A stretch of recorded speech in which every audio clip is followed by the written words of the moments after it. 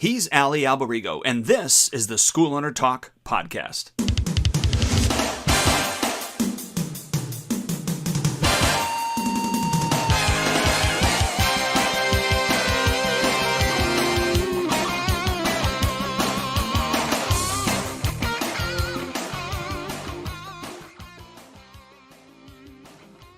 Hello again, Dwayne Brummett here with Ali Albarigo, SchoolOwnerTalk.com. Good morning, Ali. Nice to be with you, sir.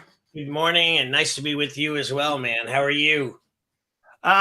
Busy in a good way, all around. I'm glad we decided to, kind of talk about life as a school owner today because I think I need to vent a little. I need to discuss a few things a little, and maybe you can give me some advice. And you know what I mean, and vice versa. I mean, I think that we all.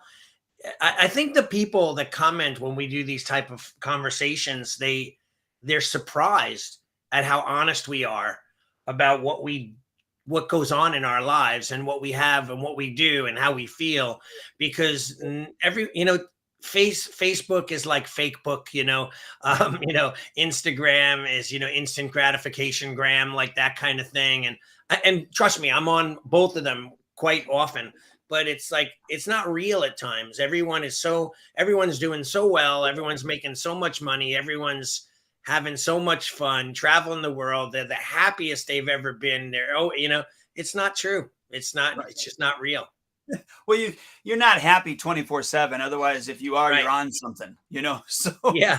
And my teacher, Tanimoto Sensei from Japan, when I was training regularly with him, he'd say, like, look, and by the way, in my logo, we have this thing, and most people think it's a lightning bolt, and it says Long Island Ninjitsu, and then it has like a lightning bolt, and then it attaches to the word centers, but that's actually a heart monitor.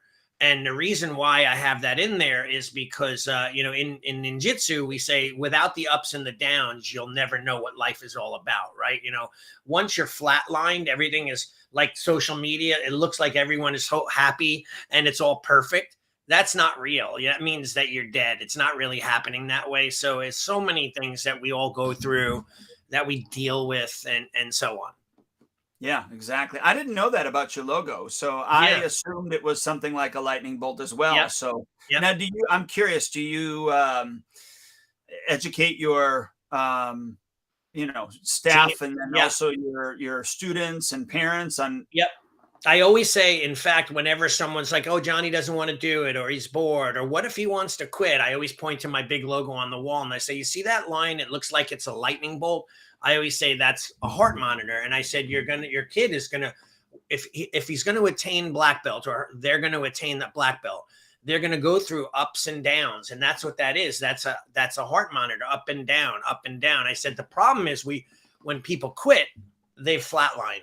They're not happy anymore. They're not training anymore. They're not coming in anymore. So they flatlined, and then they get bored or they don't return. And that's it. That's the end of their journey with us. So that's why that logo was well thought out. Yeah, I like that. The ups and downs and everything. So I know, like, I don't know about you, but you speak to, I don't know, let's say 20% of your population every single year on quitting. And, I'm sure that logo comes up every single time. Absolutely. And dude, look, it's hard. Like, I just had a conversation this morning with a parent that their child is autistic and has ADD. Sweetest kid in the world, has a little bit of issues with sensory stuff, which is tough in the martial arts because we're grabbing, we're holding, we're pinning him down, and he gets freaked out. But he's come so far. And the parents are happy with the results, yet he now is at a point where he doesn't want to do it anymore. So the parents are not going to renew him. And I was trying to just remind them of why they started in the first place and why our logo, that ups and downs, means everything. And I'm reading a really great book that you would absolutely love. I'm listening to it. But the one thing you wouldn't love is that they drop the F-bomb like every single sentence. Like, I don't like cursing. And all it is like, I would love to be able to get a count on how many times they use the F word. I would say it would probably be about, 20,000 times already, right? But it's by Kenny Bigby, who is our friend. It's his friend that he was in the SEAL teams with. And Kenny's actually mentioned in his book. Oh, is he? Okay. Can't Hurt Me by David Goggins, but the new one is called Never Finished. And he talked just recently this morning when I was on my way to go to breakfast. He was in the book. He was talking. They do an evolution, like evolutions in SEAL training. They call their chapters evolutions, and then in between, he does a little podcast, with his voice, and he's being interviewed between each chapter. And he was talking about how in the SEALs, why they do what they do to you, like drown proofing, where they put you in the water and they make you swim, they make you cold, they make you hot. They do all those things to build up the tenacity, the grit, and the strength, so that you learn, rather than first impulse to quit, your first impulse is to dig in and find a solution. And I thought that to be so amazing. Yeah. Well, isn't that, I mean, I've never gone through SEAL training, obviously, but isn't that successful people in life, as they hit the roadblock and they dig in, they find a way through it, over it, underneath it, around it, or give up. But those aren't the individuals that are going to win in the end. But yeah. Well, not that I've never given up, because but look, think about how many people go into a SEAL cycle, right? To go into SEAL training, and only like a small portion. And some of them, I remember I did training years ago in my school. It's called Shugyo. Like a Shugyo in Japanese means like pushing yourself and like total endurance. So we did like a 20-hour training, started in the evening, worked all the way through the night, no sleep, all the way into the next morning. And I had like 40 people do it, and only like maybe 2 or 3 lasted. But the people told me afterwards, they said they didn't want to quit, but they were praying that they would break a limb, pop out a kneecap or an elbow, because they didn't want to quit. But if they broke something, they could be justified in stopping. Sure. But eventually a good majority, if not, the majority of them all stopped because it was just too much. But there were 2 people that made it through to the end. And that's kind of like the SEAL mentality. But I wish we could get more parents to understand that, more business owners to understand that. Sometimes, and I know, you got a friend and client, Adam Lux, who kind of operates this way. I have thought about it, having the studio where it's, I know his is like a high price, right? But even like maybe in the front end doing a 3-month, decent priced program, and then you have to make a commitment to 2nd degree black belt and pay me in advance with no discounts. And, I don't care if your kid wants to quit. I don't care if you want to quit. You're not getting your money back, and we're making a man or a woman out of you. Like, right. And going through and spelling out everything like this is what I'm dedicated to do for you. This is your end of the bargain. This is what you're dedicating yourself or your kids, since they're going to make the commitment to, on what you're dedicating to do in order to achieve those things.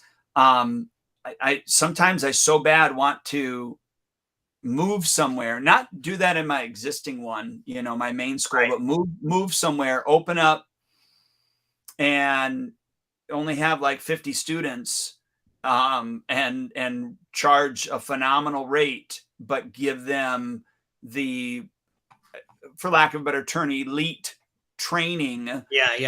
That that commitment would have to withstand, if that makes sense. It totally makes sense. And don't forget, though, I think that no matter what, because even Adam deals with this, even though that his people are paying a high premium, he still gets flaky people all the time. Like where they're signed up for a 3-year contract, they put a large amount of money down. Some of them are doing chargeback. Some of them are quitting, and then they won't pay the balance. So he's getting more of the money up front because he has a big deposit, and he's getting more money monthly for the period of time that they stay.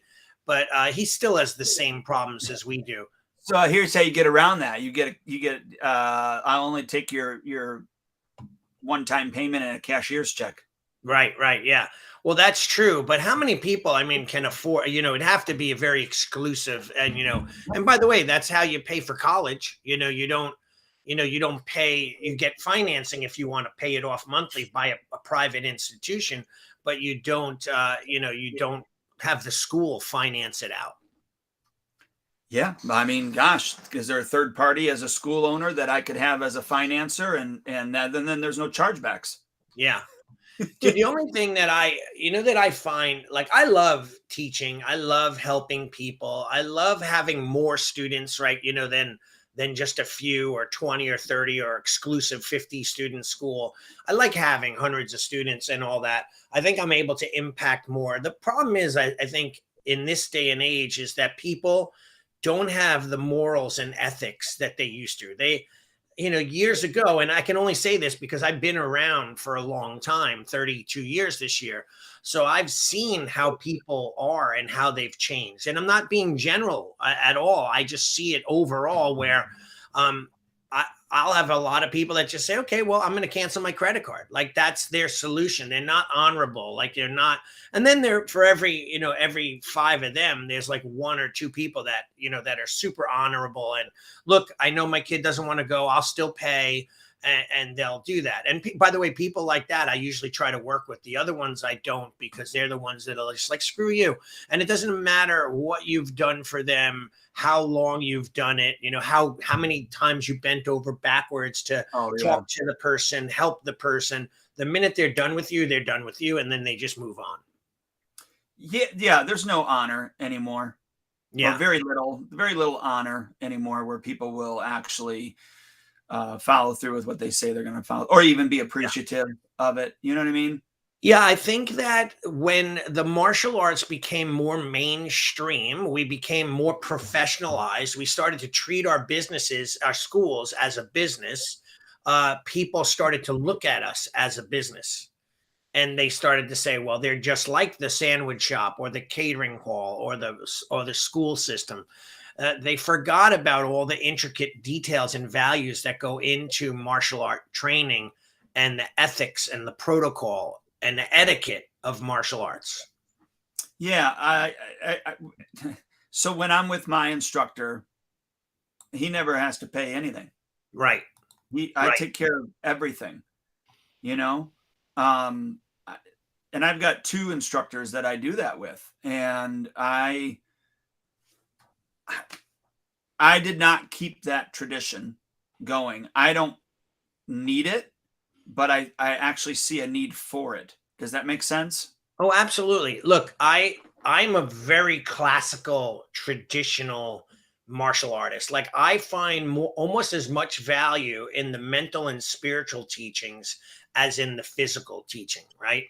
I find that, and again, by the way, this book that I was telling you about, Never Finished, with David Goggins, even though he's not a martial artist, he may have done martial arts, but um, he talks about that loyalty and discipline too, that he learned in the military, that he learned from his grandfather, like that, getting up at 5 a.m. and cutting the lawn and doing the chores before he took a shower to go to school.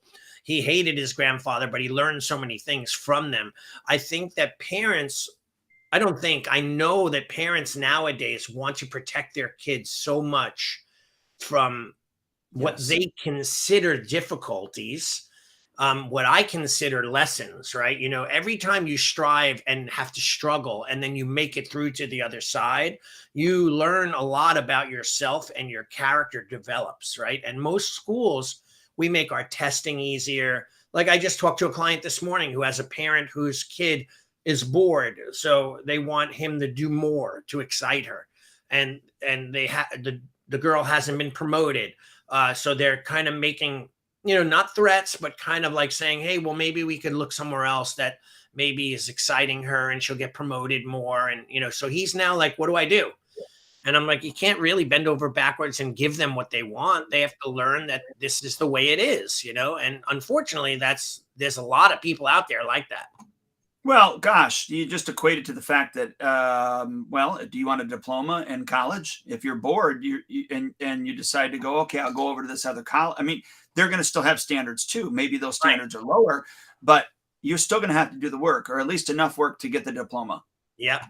You Yeah. know, so why should the quote unquote higher education or higher learning facilities be any different than us lowly karate people, right? I mean, come on. It's amazing. And you know what? Like, I have so much pride in what I do, and I love the martial arts so much that I honestly believe, and I bet you 90% of the martial art instructors out there think the same way, that this is the magic pill.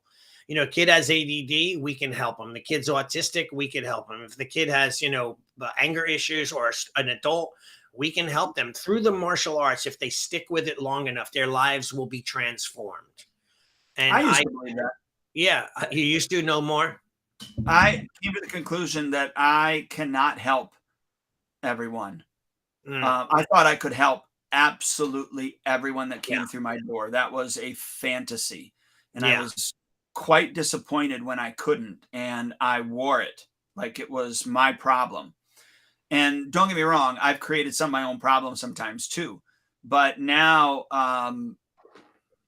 you look, if I've just come to the conclusion, I cannot help someone that's not willing to help themselves. Right. And there's freedom in that for me when I understood the fact that if they're not willing to do the work and I am, there's an imbalance in this relationship, and it is not my responsibility to get you to hold up your end of the bargain. So if you decide not to hold up your end of the bargain, it's not my problem. Right. And I would disagree with your statement, but I understand it. I think that martial arts can help everyone, but I agree with you where you say that not everyone will get the help from it because they won't put the time in. But I do think that we have a magic potion, a magic pill.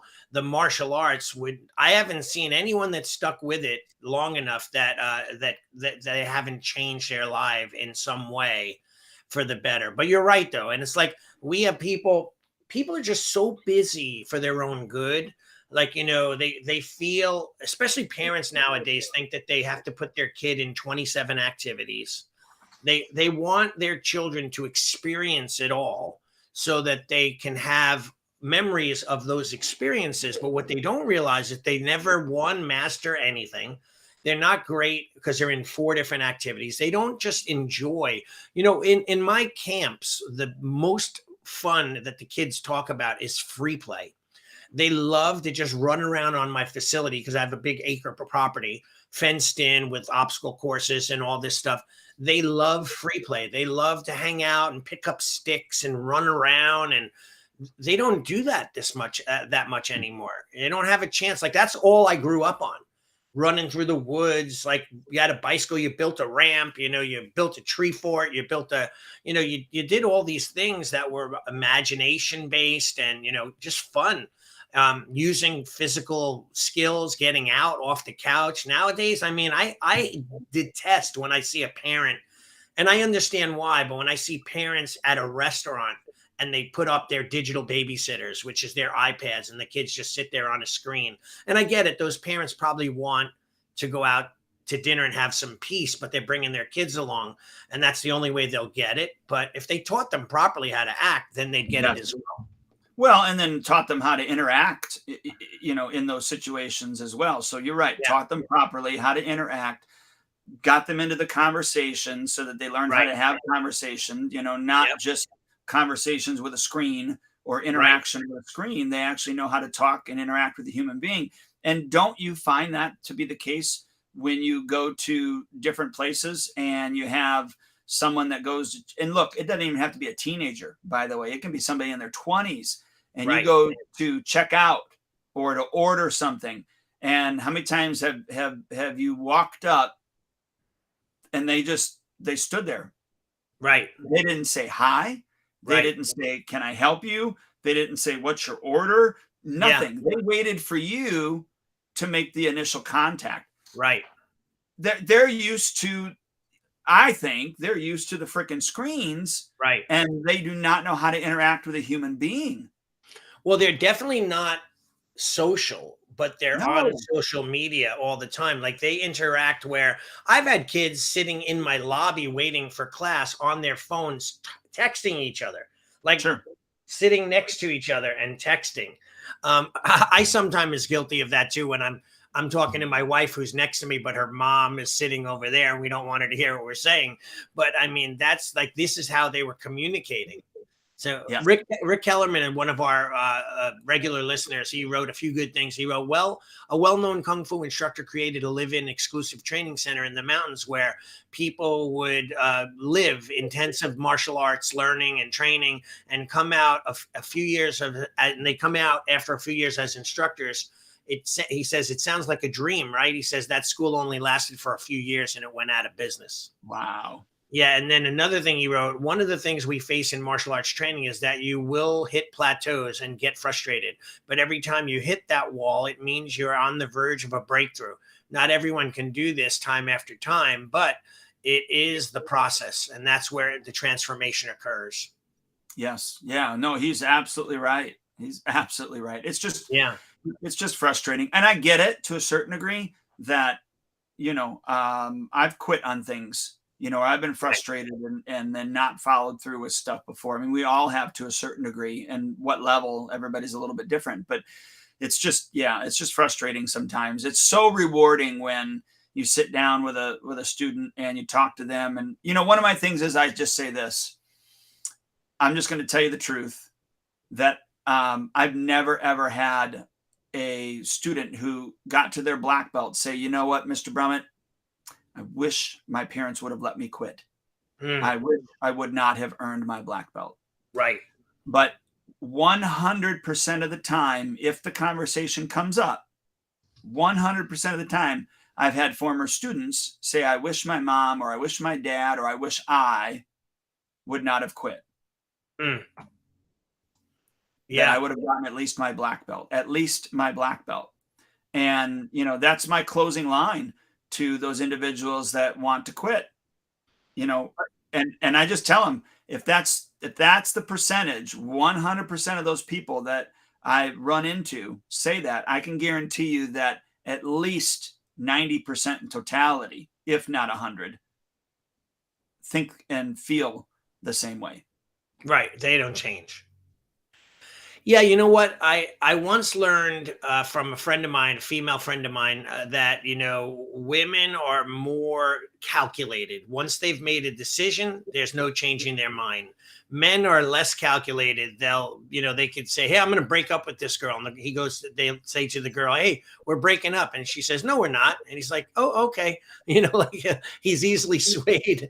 But women are like, no, I've already have my new apartment. The furniture's being picked up in 20 minutes. We're moving out. The bank accounts have been closed down. Like, they already are much more calculated. They make decisions a little bit more harshly.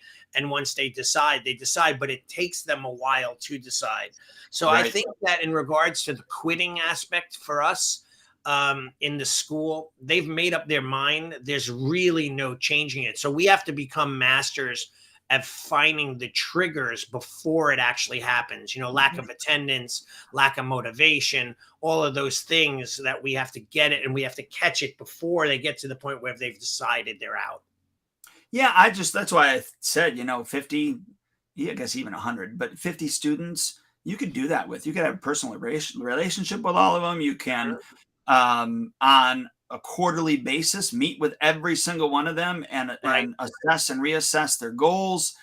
There's just so much more that you could do with those individuals. And I guess, yes, if I have, 200 students, do I influence 200 students? Yes, but I feel like I influence them broadly. But if I had 50 students, I influence them deep. Well, there's no doubt what you're saying is true, right? Because when your school was smaller, it was like I once did a seminar for Member Solutions, and I called it the levels of training. And I equated it to like a small family, right? That's you always get together, your closest friends, you get together, you know each other's lives, everything is tight, right? And then you have an extended family, which you're still close, but they're not quite as close as all the inner circle, right? And then as you start to grow, you have to start thinking differently as a school owner, because now you're communicating differently. They're not with you all the time. They don't see you. They don't know you. You don't know them as well. And then it becomes like a city. like a village and then a city and then a state. And then all of a sudden you have this massive school, 150, 200 students or more. It's hard to get them all on the same page, rally them together. I would equate it to like church in a way, right? Like a good portion of the people in church don't get involved with other than Sunday mass.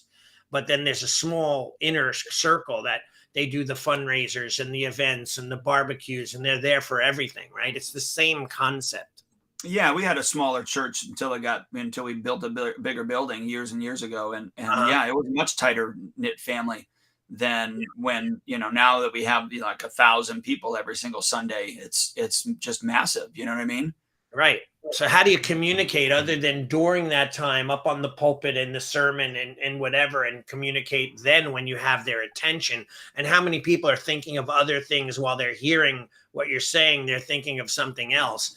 I mean, I have it all the time. Like I just, for my summer camp, I sent out an email yesterday with the flyer attached and in it, the dates for the camp. I have a lady text me and said, when are the dates? I'm like, it's on the flyer. It's in the email, like in the body of it. But here they are again.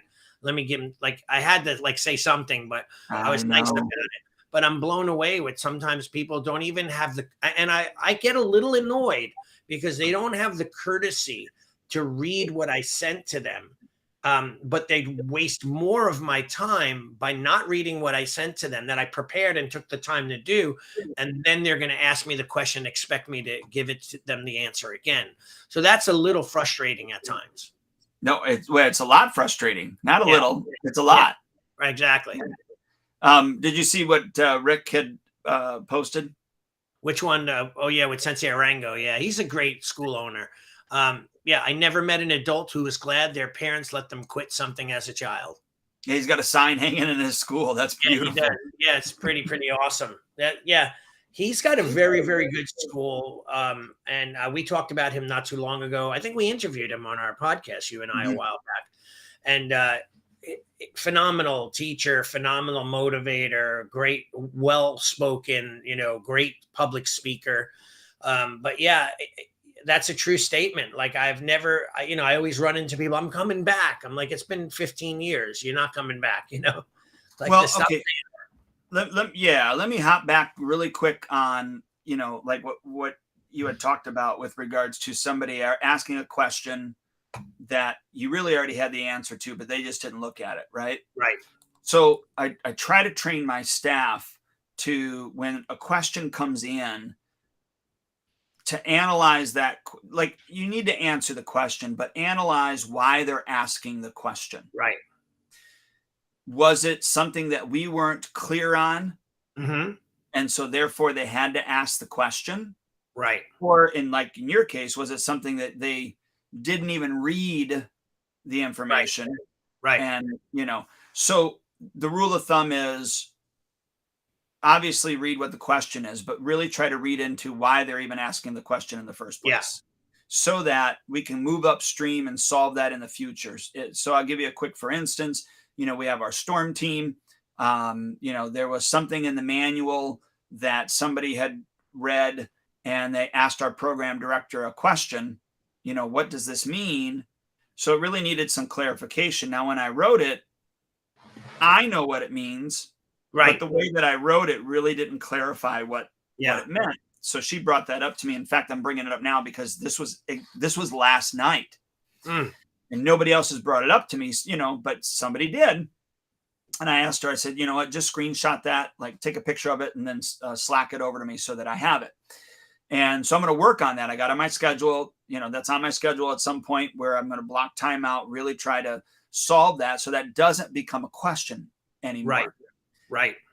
And the reason I have my staff do that is to think about things so that everything becomes as clear as it possibly can be. Right. But then if it was clear, there was no way except for the fact that he just didn't read the information.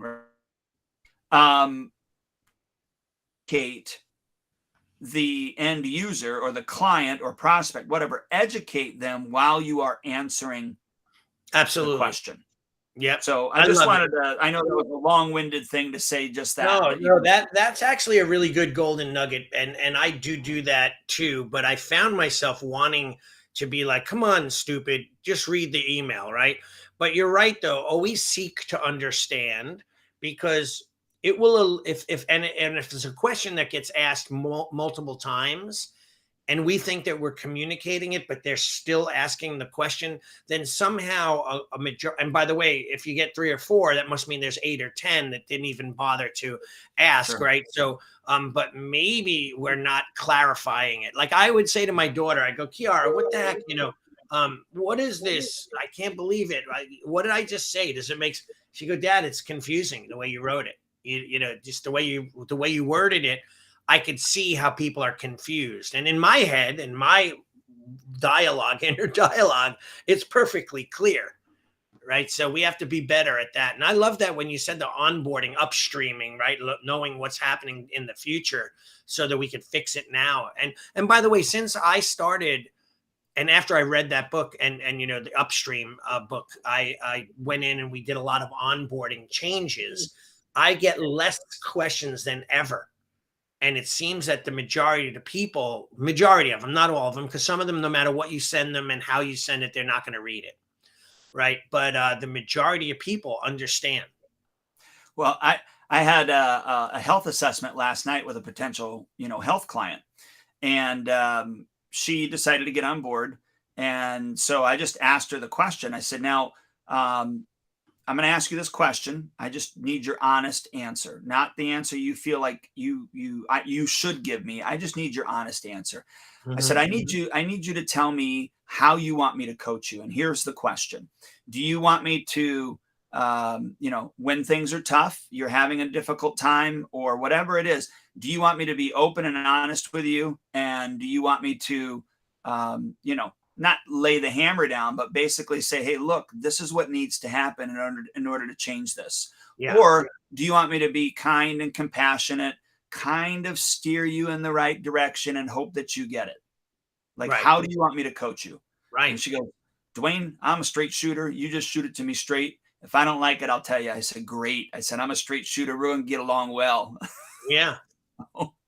I wonder how many people say that though, and then once you are on them, like I had the same situation with a girl in my dojo. She's a phenomenal student, and I kept asking her to compete in a tournament. I think I might have mentioned this a few weeks back, and she kept saying, "No, no, the next one, the next one, the next one." And finally, I said, "Listen, I don't want to push you and push you away.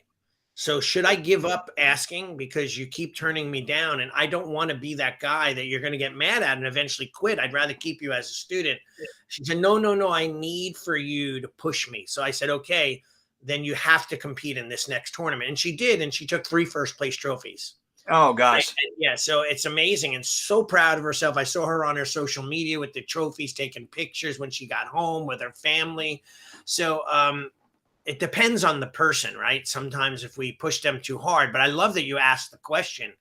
And that's another good question to ask clients where how do you like to be communicated to? Do you like text? Do you like email? Do you like phone calls only? Do you like in-person meetings? Maybe if we could get more of our students and know exactly how they communicate, we would have better communication with a larger majority of our people. Yeah, but I would put a parameter on that. And here's what I mean by that. One, I think it's you as the school owner need to tell them how you are mostly going to communicate to them Right. and how you expect them to communicate to you. So, for instance, and I've said this on before in our podcast, but obviously we have Spark as our CRM, and we use the app, the free app, and you can do push notifications through that, and your students can communicate to you back and forth. Right. Not in a group text, but just communicate back and forth. And so, one, we tell them, the fastest, easiest, and best way for you to communicate your questions to us is via the app. Get on Mm, the app, send us a message. And our program director and our head instructor, both know that the app communication is primary. So anytime you right. have an app communication, you get to that first. Hmm. Somebody texts you, that's secondary. Somebody emails you, that's third. So we Right. have actual order of importance Yeah. with that. And so I preface that by saying this is how we are going to communicate to you, or Hmm. how we want you to communicate to us. Right.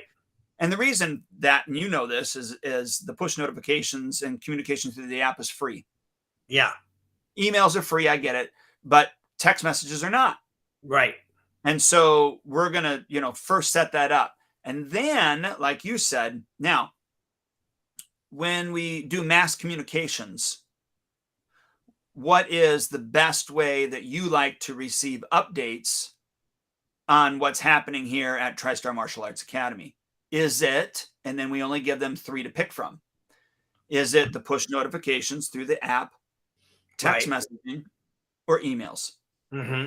I'm not going to even give them Facebook Messenger or Right. Instagram Messenger, none of that stuff as an option. So we Right. create those parameters and then ask them to choose all 3, 1 of the 3, 2 of the 3, whatever, out of those parameters. Because, Right. quite honestly, all those other ones are way too much, if that makes Yeah. sense.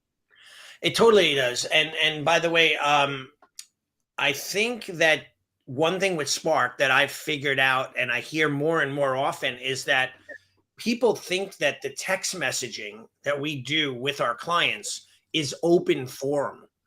Yeah. So for some reason, they don't realize, like, if we sent them a message that says, hey, this Friday classes are canceled, they won't. I'll have people that I'll say, hey, Mrs. Jones, your credit card didn't go through. Can I be of help? They will text me on my cell phone and say, hey, try the card again. And I'll say to them, why didn't you just respond to the text message? They think that everyone sees it. It's a group message, or it's I've not had open that. forum. Yeah, I I've wonder had if it. there are people that think that, and then I just don't know it. Yeah, I am. It's new. I just had it happen to me yesterday again, where a mom's called me and spoke to me, and I said, and she was texting me on my phone, and I said, you could text me on. I had just texted her on Spark, and she texted me on my phone. I'm like, you could text me on Spark. Oh, I didn't know that that was private. And like, so it's a weird assumption that because it's a general number, everyone gets to see it. Sure. So Yeah. I some guess people that maybe I need to put that in there somewhere where we need to clarify that. I want them to do it on the app. Right, You know, exactly. that's what we try to get them to do. But clear is kind. I mean, that's just what it comes down I to. wrote Having that down the other communication. day. You said that, and I have it written down. Clear is kind, right there. Oh, there you go. Yeah. I wrote it down. And it's true though, like, because I think that will eliminate any kind of miscommunication where people could get angry because they didn't know what your intention was, why your rules were in place, why you do what you do. Like, if people understood that we have a rule for uniforms, it's not just so that we can sell uniforms and have you wear what we want. You learn X, Y, and Z from it. I think when you're able to take a rule and turn it into a benefit and explain it to the student or the client of why it's good for them, that changes everything. Yeah. Because I now mean, it's not definitely. us yelling at them. Right. Well, there's a reason why, and most Mhm. people, when they understand, whether they agree with the reason or not, as long as they understand that there's a reason and it's reasonable, then I think it's okay. Now, Yeah. if they don't want to be reasonable, even though the rules are reasonable, that's their problem. Right. And I have that too, where I have a family where the dad goes out and buys stuff it's aftermarket crap, and he's not supposed to, but he does. And then he said, yeah, I try to order that. I waited for 6 months. I'm like, just the other day, this kid's wearing a pair of pants with these blue logos on it. I'm like, you can't wear those pants in our school. Well, I was waiting for 6 months. I'm like, you never asked me once. I see you almost, once a week, if not twice. You never once asked me about pants. I have them in the closet right now in inventory. Don't tell me that. So he can't wear those in class. So, that kind of thing. Yeah, and wouldn't it be nice, honestly, be honest with me, wouldn't it be nice when somebody lies to you right in your face like that and say, you know what? I don't accept liars here. Yeah. Take your kid, get out of here. Yeah. Like, you don't want to penalize the kid, but boy, wouldn't you like to body slam the adult? I do. And there's that frustration there. But you know what? Over the years, I've gotten accustomed to it. Like, it's not, I learned to tolerate it. Right. And I say to myself, like, This is part of what we deal with. It's frustrating, but it's part of life. Ah. That's why I often say to my wife, I'm watching this great video on YouTube where this guy disappears for 3 years and no contact with anyone, and he builds this gorgeous log cabin from scratch. He's got no power tools, just axes and hammers, and he built him and his dog. I'm like, I want to do that. Just me, you, and the dog, and my daughter, that kind of thing. But it's like, just to not have to deal with all the struggles of life and the bill. This is with school owners too. I mean, I feel bad for everybody out there, but in general, when you run a business, you have your your bills, your taxes, your insurances, the advertising and marketing and employees. It's not easy. I think that people think we're running to the bank with bags of money like Scrooge McDuck in that Disney cartoon, swimming through all the gold in his vault. They think that we're self-employed, we must be loaded. They don't realize the amount of struggles and frustrations and stress and anxiety that we have on a day-to-day basis. Yeah, or even just the costs that are associated with owning a business. Right. There's a lot of costs. Now, don't get me wrong, we can make great livings doing it. And if you know how to save, invest, and buy real estate, you can make a wonderful living. You know what I mean? That type of stuff. But other than that, you can be making a lot of money and still be broke. Yeah, that's why I do believe that people are so stressed. That's why violence and robbery and murder and all these things are so high nowadays, is because people are so stressed. Every day you struggle so much to just make ends meet, and it seems like you're swimming upstream continuously. I mean, I personally, and you do, Dwayne, we think of a solution and we find our way out of it. You and I find those things, but not everyone has the wherewithal and mindset to be able to do that.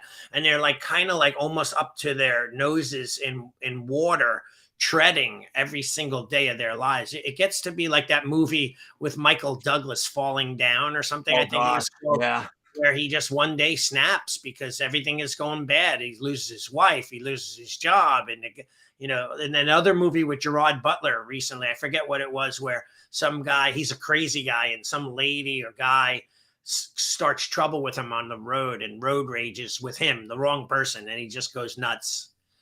I want to push back a little bit with what you said, and here's kind of what I mean. Yes, bills are high, people don't have jobs, just all of those things, and quite honestly, that is stressful. But you look back during the Depression, and you didn't have that type of violence, you didn't have that type of inhumanity happening when you had the majority of people feeling all of that pain. So there's more than just the fact that things are high priced or you're not making enough money to make ends meet. There's a morality factor No that doubt. is gone Yeah. compared to back in the 20s. That during the Depression. So and nobody is willing to discuss opposing views. Right.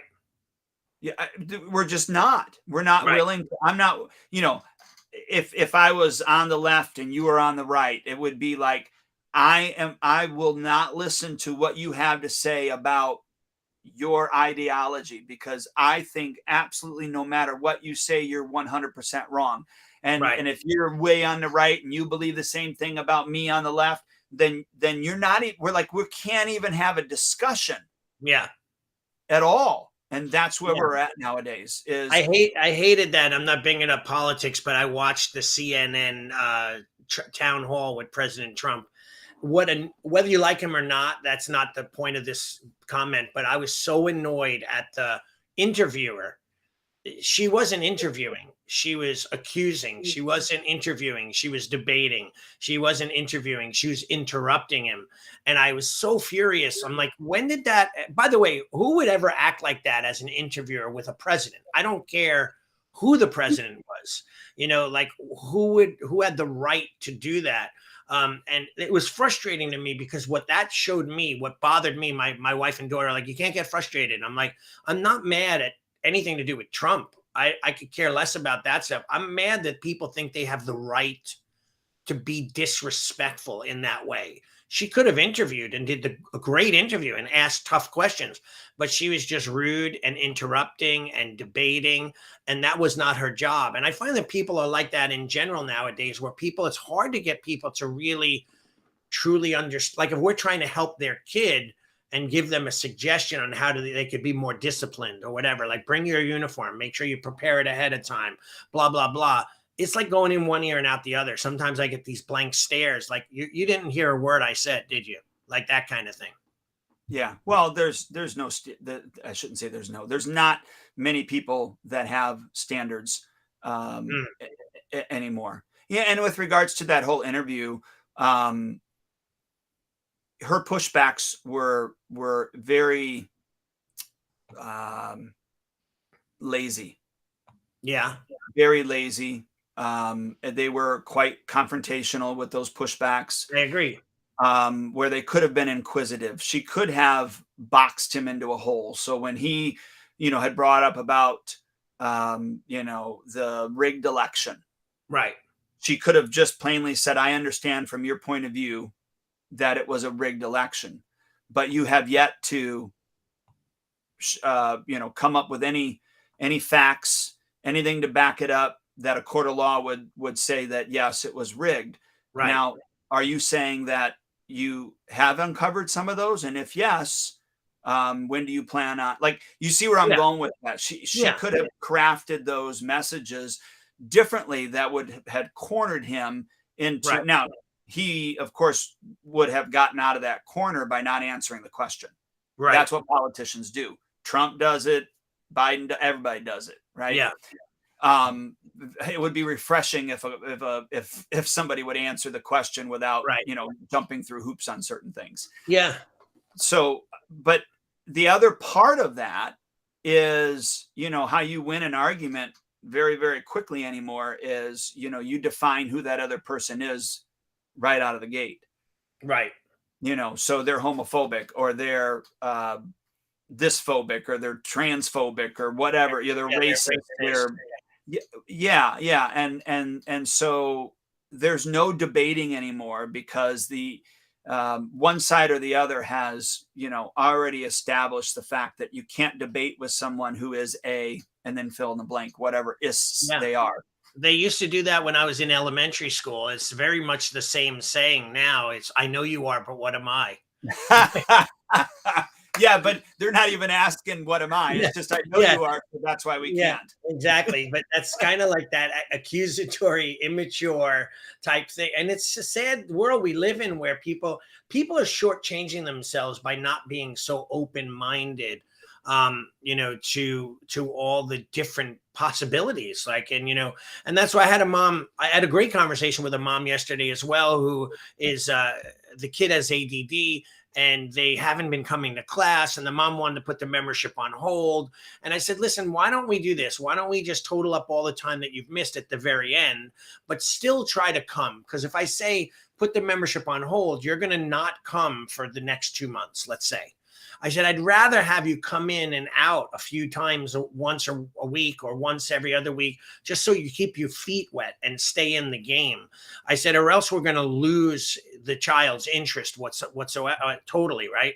And I said, by the way, I don't understand why you brought him here, because he has issues with ADD, and you're not coming to classes regularly because you're busy. Maybe you need to prioritize at least 1 or 2 days a week for 45 minutes only for him to come, because he was really showing some good results. So quite often we have to talk to the parents and help them with their decision making, because they're doing it with the best of their knowledge. Sometimes their knowledge is not really what they need. They need help from others. Yeah, well, doesn't that go back to, you don't know what you don't know? Right. Of Yeah, course. and a child with ADD needs structure. I mean, any child needs structure, but a Right. child with ADD needs structure. The autistic child that you brought up before, Yeah. they need structure. They need to know every Monday and Wednesday at 4:30 they're going to karate, and they're looking Right. forward to that structure. Now, whether or not they're Right. looking forward to class, that's Right. a different thing. But they know, like, Yeah. so I talked to a parent, and this child is a high functioning autistic child. She said, Mhm. "I have a hard time getting him to class, but once he's there, he has a blast." Right. And I I wasn't trying to rhyme, but that did. But anyways, I said, so here's a couple of ideas. Number one is, what's the layover on time after he gets out of school compared to when you're going to go to karate? And she says, well, there's about a half an hour period. I said, great. I said, about 5-10 minutes before it's time to get ready to go to karate, I said, I want you to give him a chore Right. that he hates doing. And then Yeah. you're going to interrupt the chore and say, hey, Johnny, and that's not really his name, but hey, Johnny, I need you to get your karate clothes on. Stop the task. I need you to get, I know you want to complete the task, Johnny, but I need you to Right. stop it so we can go to karate. Of course, he didn't want to do the task in the first place. Mhm. And then boom, get into class. I said, and then if you have to get to this point, all you do is just sit down and say, you know what, Johnny, I just want you to understand something about the martial arts. We're a martial arts family. This is what we do. This Right. is what you do. And this is who you are. Mhm. You are a martial artist. So every Monday and Wednesday at 4:30, we are going to class, whether you feel like going or not, unless you're sick. But whether you feel like going or not, you're going to go because we are a martial arts family. Yeah. And she goes, wow, I like that. Yeah. So, I love it. Yeah. So we're almost out of time. You and I chatted for like ever and on so many different topics. But overall, I think we were like frustrated a little, either one of us in different areas today. And, I think that everyone out there, if I could give one bit of advice, it would be that you're not alone. If you're feeling a specific way, if you're hurt, your feelings are hurt because of something that happened within your studio, the way a parent or a student acted, or you're frustrated with someone quitting and so on. There are so many other martial artists out there. Now, the one thing I can say, which kind of annoys the crud out of me, is sometimes on these forums, everyone is a positive motivational speaker, right? They're not being truthful, and I'm the guy who's a little bit truthful, and I'm like, yeah, it does suck sometimes, when a student does this. Yeah, it does suck waking up and running to school and having a parent being nasty or getting a bad review or struggling with non-payments or someone who wants to quit. All of those things suck. And you really need to try to find some people to surround yourself with that you could chat with. We today, literally just at my breakfast meeting, there was 6 of us. We just talked and laughed and just getting together. We're all martial artists, and we really didn't specifically talk about how do you do this or how do you do that. We just TV shows we watch, stupid things that happen. We joke, we make fun of, we tell old stories. So people need that in their lives, and I definitely look for that. absolutely. Yeah. And if you want real, I mean, this is about as real as you're going to get. Yeah. I mean, there's some things that we just can't say on air just because I don't think that they're appropriate. Right. And I've shared with you some of my other struggles even in the past where I've had things happen that should have closed us down. Right. But I don't feel that they're appropriate to be on the air. You know what I'm saying? And by the way, just for clarity, all good, not good things, but things that had nothing to do with you. Right. Like, nothing inappropriate or anything like that. Like it was things that we were, and again, I wasn't accused of molesting someone. If that's what you're saying. Yeah, like thrust upon us though, from like whoever, like, Yes. Whatever the case may be. And again, that's where it's always good. Like you and I are great with talking to each other. Like, Dwayne, I'm down. I'm not feeling motivated. What would you do in this particular situation? And you give me your opinion, and I try to do the same back for you. And you do. You do. Yeah, it's funny. My good friend John Gaston once told me, he said, Ali, I went through a very dark time in my life at way back, 20 something years ago, for a small period of time. And he said, you helped me. And I'm like, I don't even remember doing that. Like, I don't even remember him struggling. I just remember us talking as friends and like that. So sometimes you just never know when your friend is in need of an ear, or just speaking to a positive person on the other end of the phone or on Facebook or on texting. Sometimes it means everything. Oh gosh. Yeah. Yeah. And I think our last call, we talked about this, but you do need to surround yourself with individuals that are going to uplift you. They don't always have to be in the martial arts, but you need to have some sort of mastermind. You really, really do. And I'm not talking about going to pay for one. I mean, although that's good too. But if I could clarify mastermind really quick, is a group of individuals. It could just be one extra person, you and one other person, but up to whatever. I wouldn't go very, very high, but a group of people that are like-minded. And when I say like-minded, I don't mean that they agree with you all the time. That's not what I'm talking about. But Right. when you get together, the juices are flowing. That you really could almost finish each other's Sentences. sandwiches. No. Yeah, but you could. But really, you're so synergistic when you get together that that's the mastermind person or people that you want to be around, because that's when things can really start to happen in your life with regards to that. So, and what else is life about? Like, you look at it, we work hard every day to try to pay the bills, to make money, to save for the future.